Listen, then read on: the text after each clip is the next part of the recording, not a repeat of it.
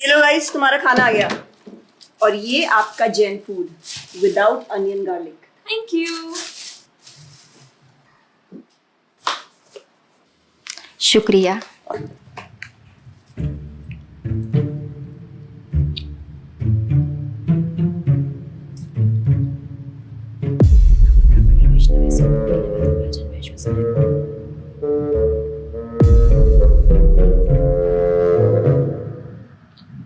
Sorry guys,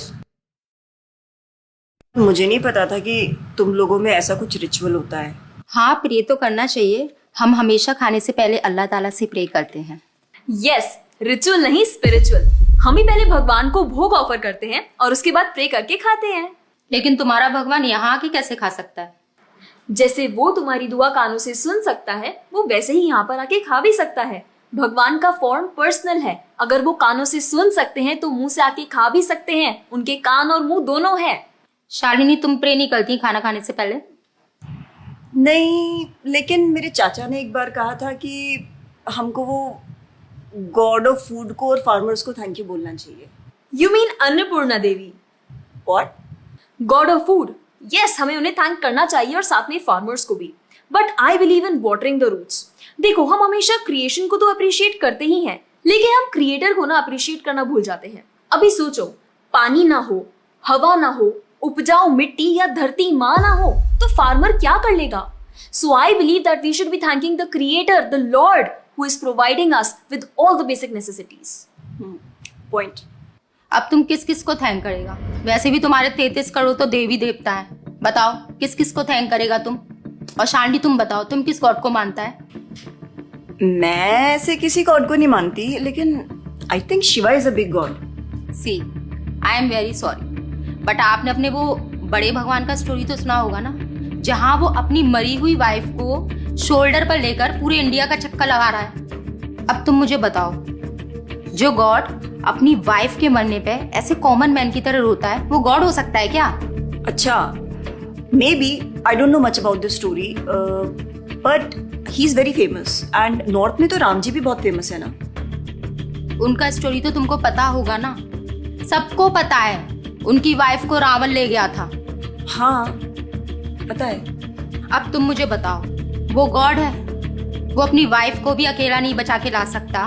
उसको अपनी wife को बचाने के लिए भी वानर सेना की हेल्प चाहिए, और उस वानरों को भी तुम पूछता है। I am sorry. और गीता, तुम कृष्ण को मानती हो, और वो तो हर लड़की के साथ रासलीला करते रहते थे। ऐसा कैसा कैरेक्टर है गॉड का जिसे हर लड़की से प्यार हो जाता है? और वो खुद डर के अपना जन्मस्थान छोड़कर चले गए थे। गॉड को कभी डर लगता है क्या? और जिसे खुद डर लग रहा है, वो तुम लोगों की हेल्प कैसे करेगा? शिट यार, this is so complicated and confusing. It is confusing because you are following the wrong path. It is very beautiful and sacred. I will show you the right path. Enough, Asifa. I know what you're trying to do. And Shalini, कुछ भी confusing नहीं है।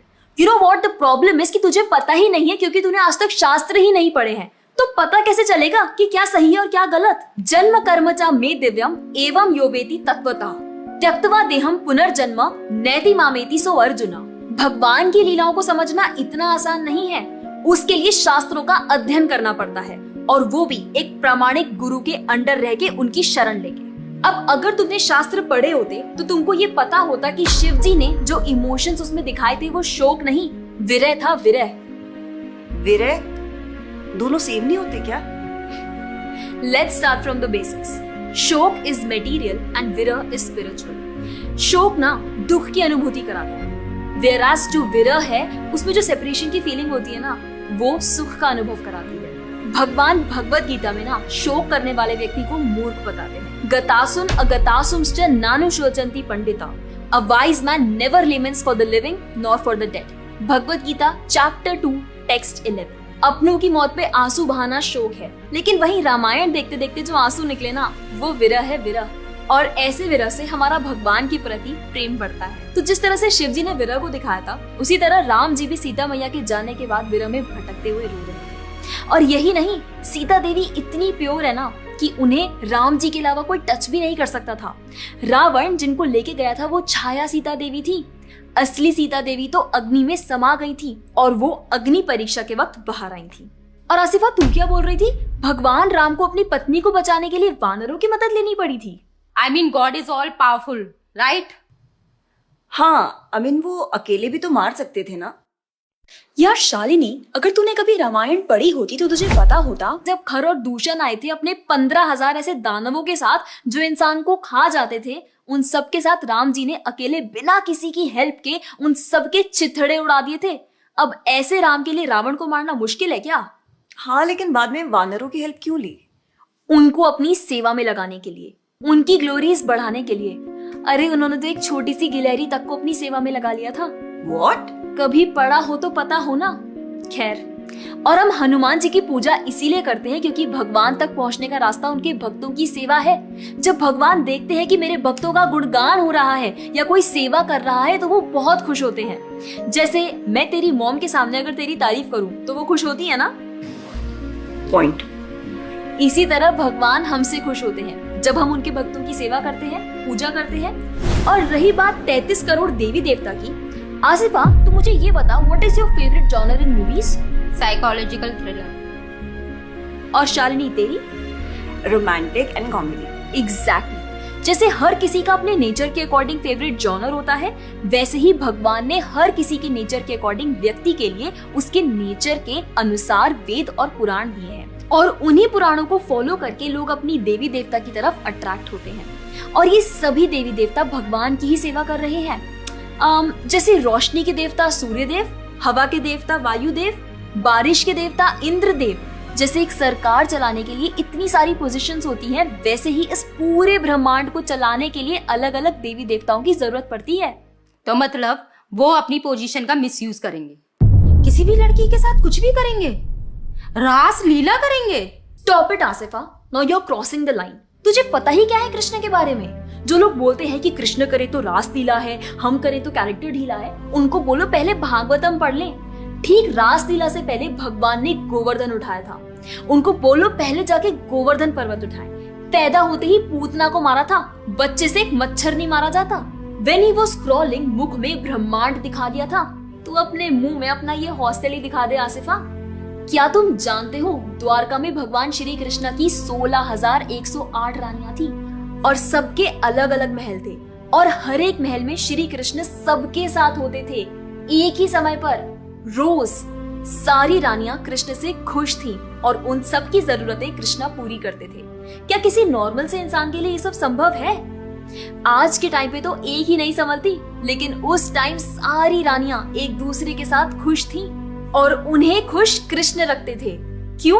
क्योंकि वो भगवान है।